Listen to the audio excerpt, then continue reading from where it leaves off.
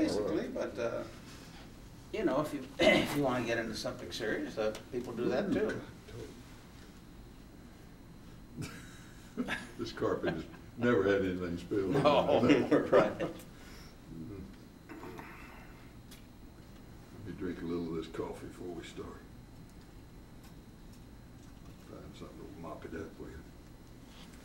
Yeah, the type of story some of the other people have told, Sid Davis was told that one that I think both of y'all talked about in the Korean trip. Oh, he told that one, well, I'll tell my version of it. Right. We'll see if they're different. Yeah, I know a little more about it than Sid did. He just happened to be the guy that recorded it. I told Sid about it. How about that? I got most of it out. I wouldn't worry about it. They come in here after every party and. Yeah, I'm sure it's got some wine in it and everything else. Let's think for a second. I can tell about, one thing I can tell is how he almost didn't recommend the vote, the open housing bill because of anger at Cliff Alexander talking to Carl Rowan about it. And Rowan, instead of writing a column, which is what Johnson wanted him to do, a follow-up column about how great he was, Johnson was going to do this. You know how he used to react and stuff like that. And he just refused to. He said, I'm not going to do it. I'm just not going to do it.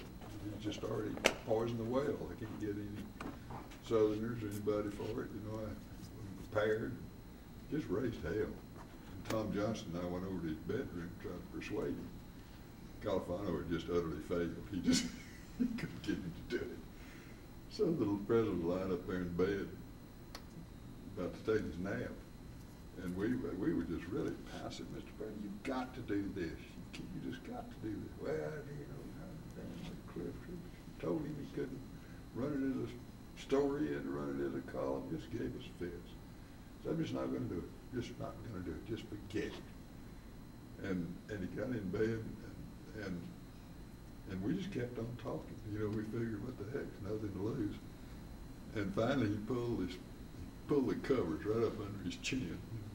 Gave us this owlish look he used to give, and he said, "Oh, I'm going to do it. It's the right thing to do." You just dragged us through. Well, no. What do we cut out? What do you think will be a good starter? Well, let's start with why don't you start with the Alamo? Okay. All right. All right. Where you want me to look? Bob or? Either at the lens if Most you're people more, look at the lens. Yeah, if Okay. you're more comfortable looking at Bob, he's close enough to the lens. Okay, I'll look at the lens. Okay.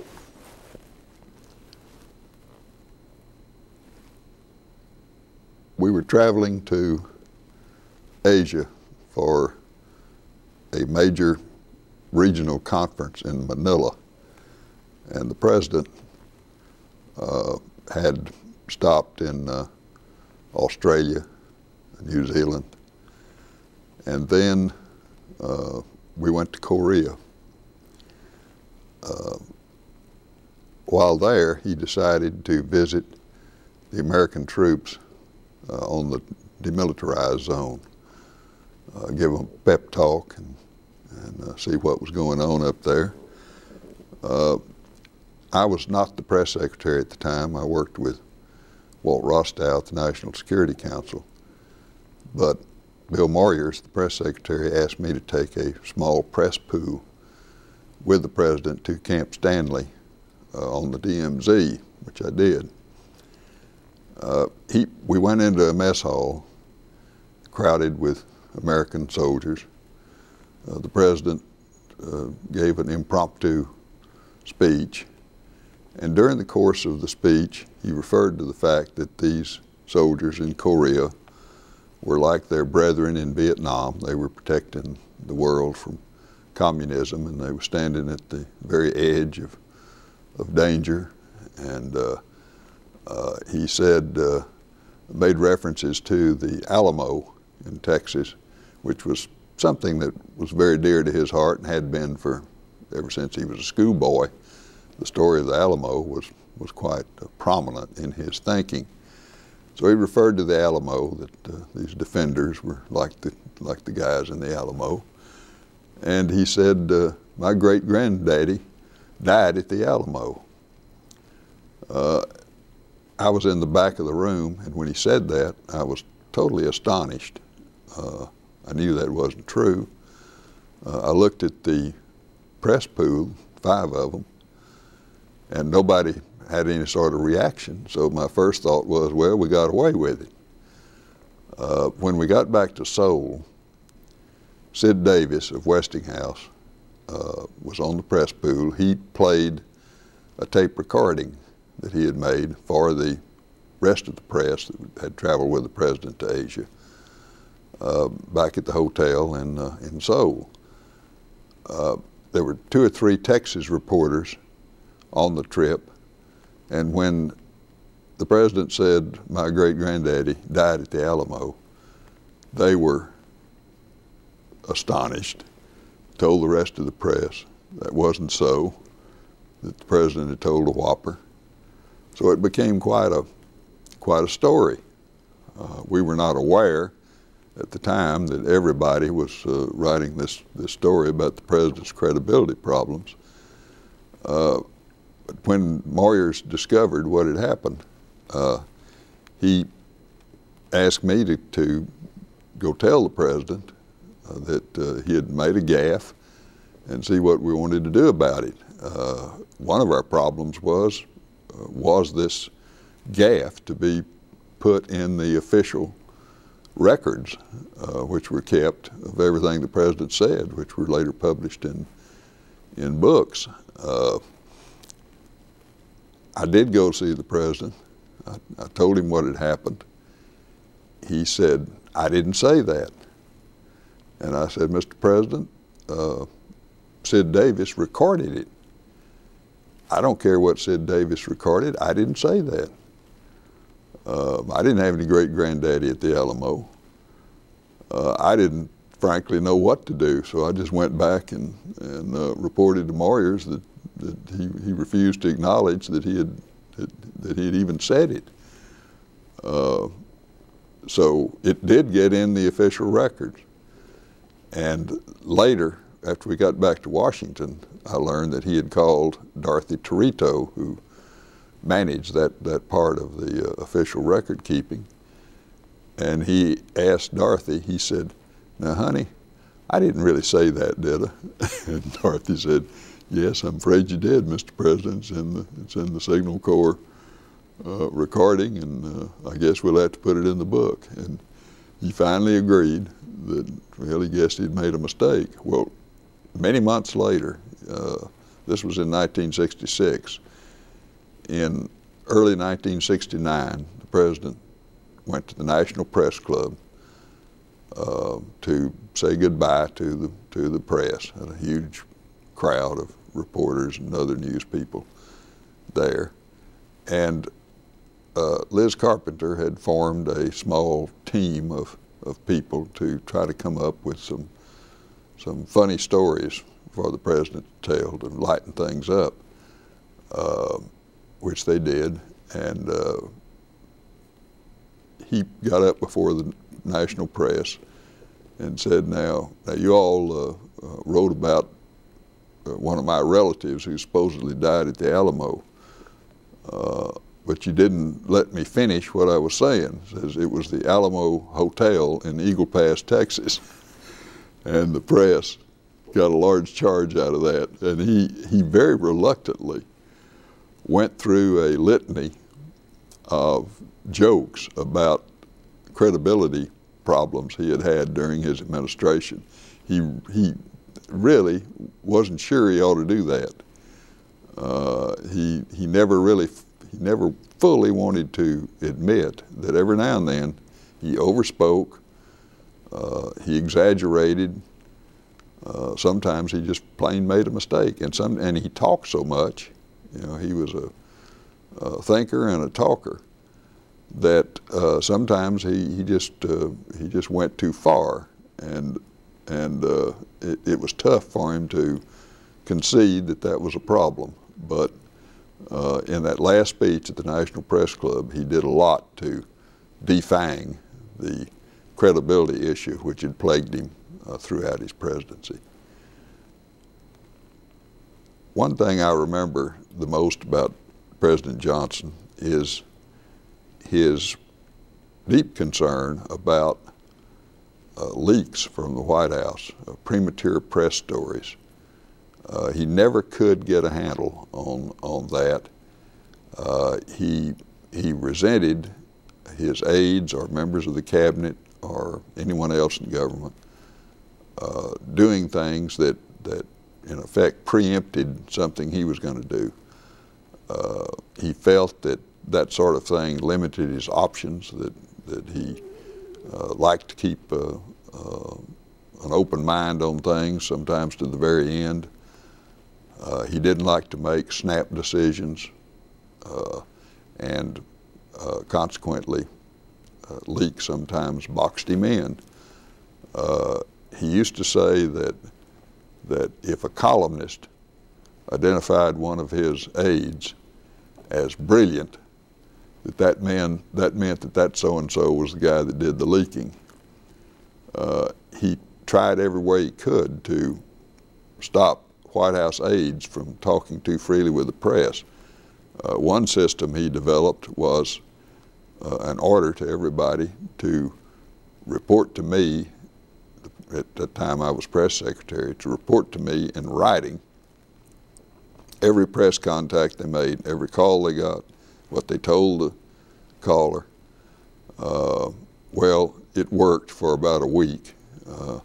I did get full reports from most of the folks on the staff, but I knew full well, as did everyone else in the White House, that system wouldn't work. That the memos were sanitized. Some of the columnists in Washington knew who to call in the White House, and they called them frequently. And frequently those calls did not find their way into these written reports. I didn't like the idea of everybody telling me what they did.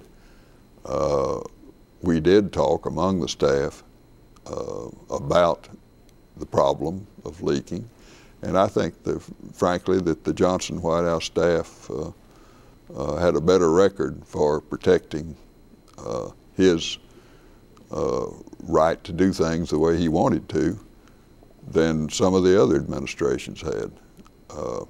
He was a news hawk, a news junkie. He monitored the news all day long on two tickers he had in his office, one UPI, one AP. I also had a Reuters ticker in my shop, so I would also send him the Reuters clips regularly. He read everything. He listened to the radio news on the hour when he could. He watched the television news every morning and evening on all three channels. He kept up with everything that was going on. It put a lot of us at a disadvantage because sometimes he knew something that was in the news before we did. He read the papers very early in the morning when he woke up at 5 or 5:30. The Baltimore Sun, the Washington Post, the Wall Street Journal, the New York Times were all there for him to look at. Well, we didn't get cranked up quite that early, and so he had the day's news frequently before we did. We were always chasing him on keeping up with what was going on. Well, if there was something in the papers or on television or that he didn't like, he reacted, and frequently it involved stories that were obvious plants or leaks from the White House or somewhere else in the administration.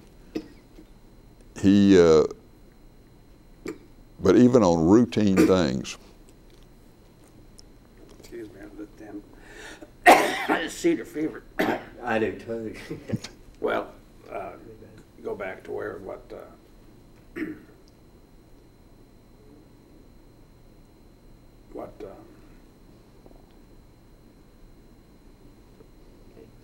were you saying when I? I was talking about his being a news junkie. Yeah. He was way ahead of us.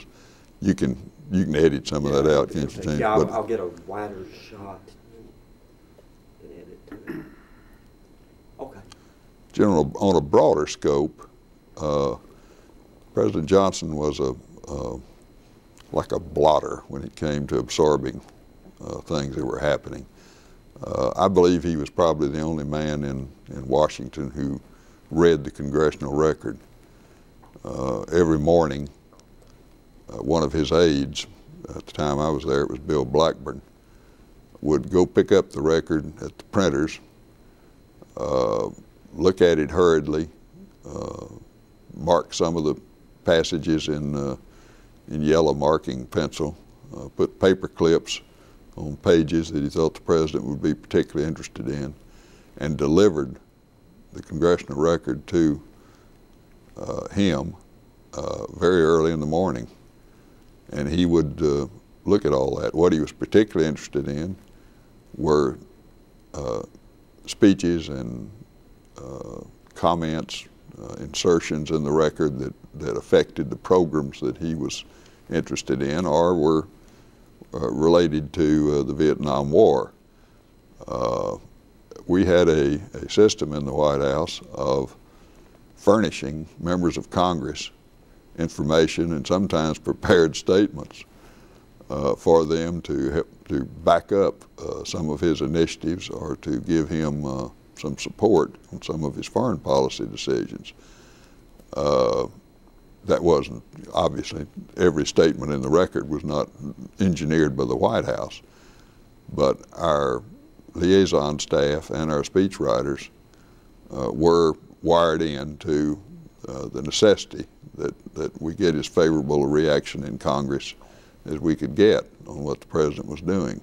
So he would read the record, I think, primarily for that, but also to see what the tone was, what was happening in the Congress, which was really his bailiwick, and to keep him abreast of everything that was going on.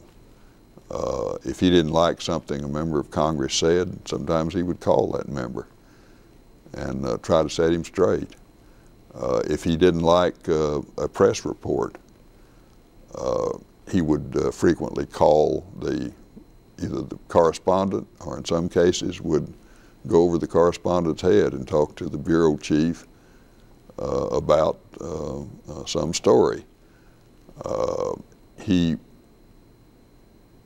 in dealing with his press secretary, he would ask us, or order us in effect, to get stories corrected that he thought were totally off base, and to do whatever we could to get corrections made if he believed something was untrue.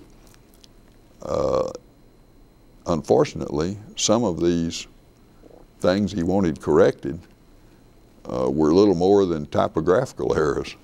And it was, I remember one time he called me and he said AP 10, which meant that was the number on the AP item that morning, Associated Press, number 10. He said, credibility problem with the press, get it fixed. Well, I looked at AP 10 and it was garbled.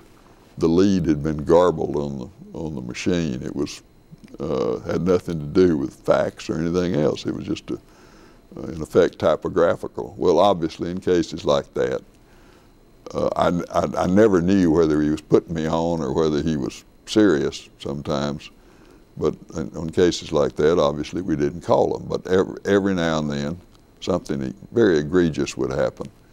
And we would go through quite a routine of trying to get the offender on base. He particularly was mindful of stories written by correspondents that he did not like, that he didn't trust. And those were not a large number, but sufficient. And sometimes they were might be the only correspondent for a particular newspaper. And consequently, he didn't particularly care for the newspaper.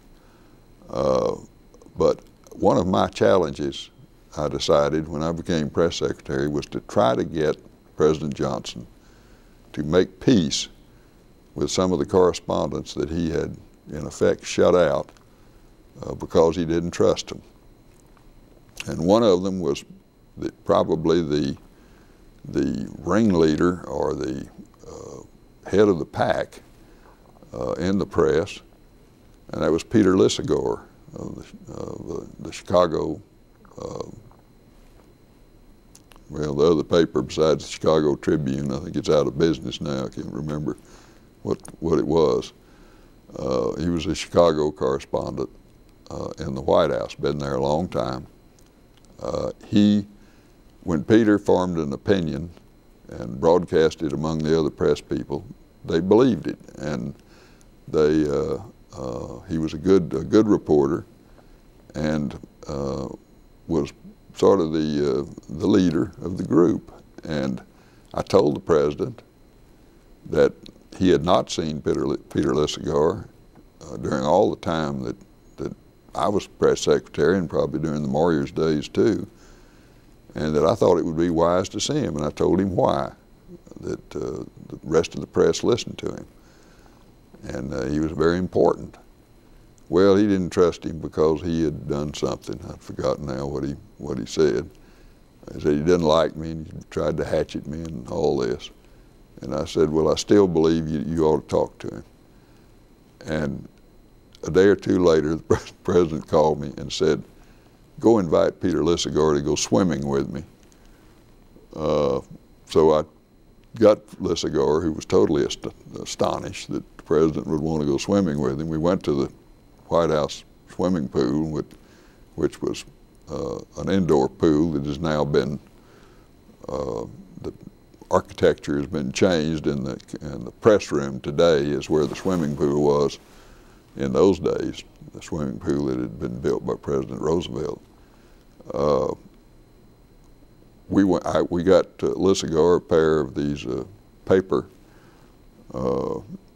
bathing trunks that the president had for his guests, because nobody came to the White House with a bathing suit. And the three of us got in the pool, and the president gave Lissagore a total background interview. They just had a great time with him while they paddled around in the pool. There were other reporters in similar situations, and I did succeed most of the time in getting him to at least talk to them. Late in the administration, Ronnie Duggar, a Texas newsman who had been editor of the Texas Observer, a very liberal weekly nugpaper that had savaged the president for years, long before he even became president. Duggar was writing a book and called me to see if he could see the president. Well, the president's first reaction was, no, I can't see him. I can't trust anything he writes, and I'm not going to see him. A few days passed. Duggar called again. I said, well, let me work on it. Let me see what I can do. Duggar understood that it was difficult. I saw the president again, and I used the theme that Duggar was going to write the book regardless, and it might be mutually beneficial for them to exchange thoughts at least, and for him to show some respect for Ronnie Duggar. Well, he finally agreed. He saw Duggar late in the evening, which was when he frequently saw press people, was, as late as 9 o'clock at night. he enjoyed the conversation so much that he wouldn't let him go. They talked for a long time, and I think the president was refreshed by it.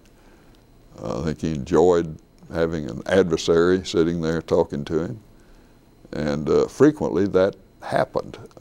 He treated the press as adversaries, and yet he went after them as if they were his closest friends. He was totally accessible. If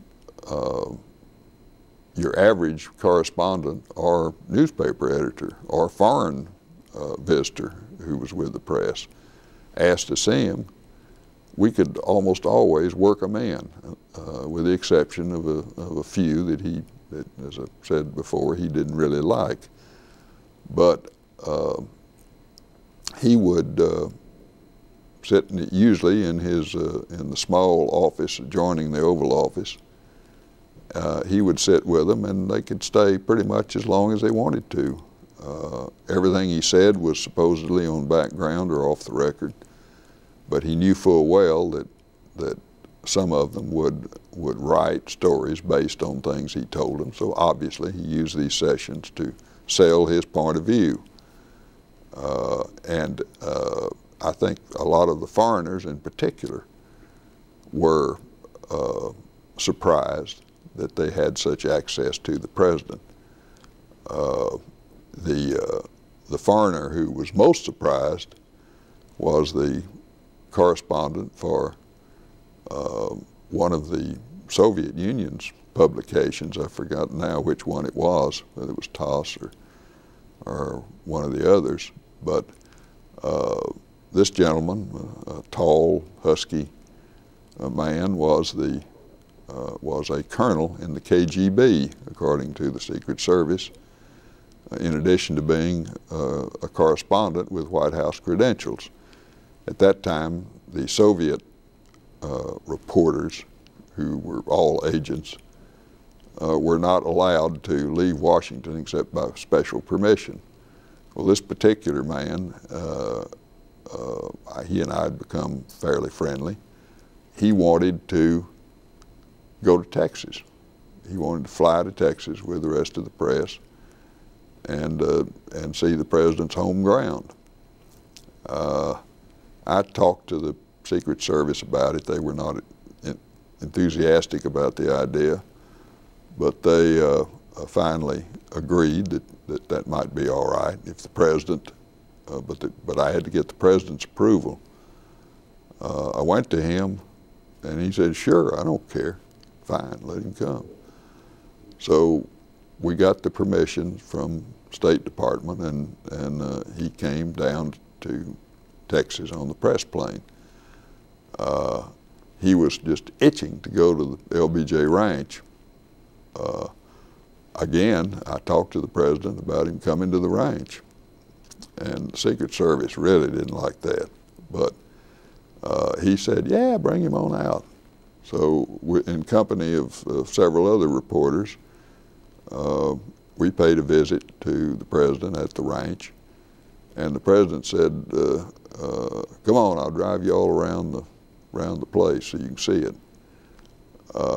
He loaded him in a station wagon, and the Russian had to sit in the back of the station wagon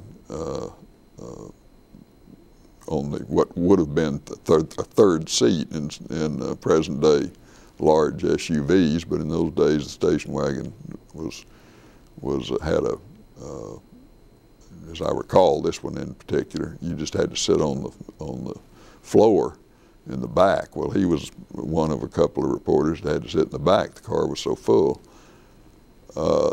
They drove around the ranch, and the back window was open in the car, and the dust and dirt just flew into the vehicle as he was driving around these ranch roads, telling everybody what about the place and showing them the cattle and everything else. But when we got back to the house, I did not go. I stayed at the house. They started getting out of the car, and this poor Russian was covered with dust from head to toe. He had he had gotten a full dose of Blanco, Gillespie County dirt riding in that car. And he came up to me and he said, "George, that was the most wonderful thing that ever happened to me." and there's no telling what this KGB agent sent home to his superiors, but I've always thought that he probably got promoted to general after after proving he had so much access to the leader of the free world. But that was typical of President Johnson. He did things sometimes that were not your normal presidential reaction, and other times he was very difficult to deal with when it came to the press. We had a system that, well, one, I briefed twice a day. This was sometimes pure torture. And I had an 11 o'clock briefing and a 4 o'clock briefing. To prepare for the 11 o'clock, I went to his bedroom every morning. Usually one or two other aides were already there. They'd come earlier and gotten their marching orders for the day. Generally Marvin Watson, the administrative aides, and Jake Jacobson, who was sort of the president's personal assistant, both of them Texans. I would check with all of the departments, from Secretary of State, Defense, Labor. I had an assistant who checked all the domestic agencies to see what was going on, find out what their public information people were going to do, trying to ascertain if there was something the White House ought to announce rather than the department. We tried to put out as much favorable information as we could. I sometimes talk directly to Secretary Rusk or Secretary McNamara on something particularly sensitive to get their advice on what the president ought to say on a foreign issue or the war. I assembled all that information on paper and would take it to the president, and we would go over, and also had suggested answers that for us to handle it and state the problem and the answer or the response. He would occasionally change all of that completely. He would sometimes surprise me by when one of the responses was sort of dodging the issue.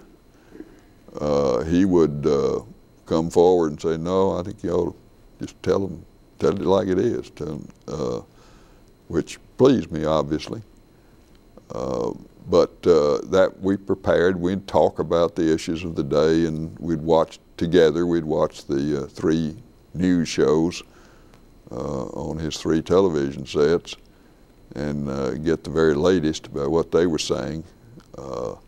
Sometimes he really didn't like the commentaries on those programs, but at least it gave him a clear view of what was happening on press reaction to decisions made in Vietnam, which always affected almost everything we did.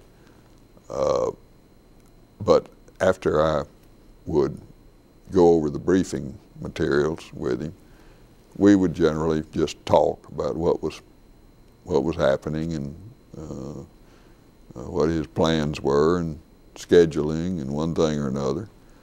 And I stayed with him generally until he bathed and got dressed and went to the office. He was under doctor's instructions to stay in bed in the morning for an extended period because of his heart attack he had had in 1955. Also, he was under orders to take a nap in the afternoon, so his idea of resting in bed was to wake up about 5 o'clock and start reading everything that he could find and have his breakfast early and then sit and drink tea the rest of the morning. I don't know how any man could consume as much tea as he did. And he would go, and his assistants would start showing up about 8 o'clock, 2 or 3 of them. They had bedroom privileges. And then he would begin his work day. He'd usually been on the phone for an hour or more before the assistants got there. He frequently talked to members of Congress or to his cabinet secretaries, particularly Rusk and McNamara, very early in the morning. He talked to the Situation Room in the White House early to find out what was happening in Vietnam, what was being done, what they were bombing, all the information he could get. And I learned that he did this during the night. When he would wake up, he would generally call the Situation Room and ask them what was happening. So they were always alert to have the material ready for him to find out. It was a very personal thing to him. And he wanted to know about casualties. He wanted to know about bombing targets. He wanted to know how many planes were lost, all of that. But after he had done all his reading and all his conversations with his bedroom assistants, and frequently Mrs. Johnson was also there, and they would discuss things in our presence. Then he would go in the bathroom, and by the time he got in the shower, he was still talking, you know, and we would, I think frequently I was the only one there by that time, stand outside the shower stall trying to hear him because he was still giving orders and still instructions as to things that ought to be done, one thing and another. Well, one morning, Larry Temple, who came aboard in the last year of the administration, was there in the bedroom with me, and the president was brushing his teeth. And we were standing in the doorway of the bathroom, Larry standing behind me. I was taking notes. He was talking while he brushed his teeth, and he had a little dish that contained mouthwash, and he had a water pick, which was common in those days. And he would use that water pick after he brushed his teeth to spray around his mouth and his teeth.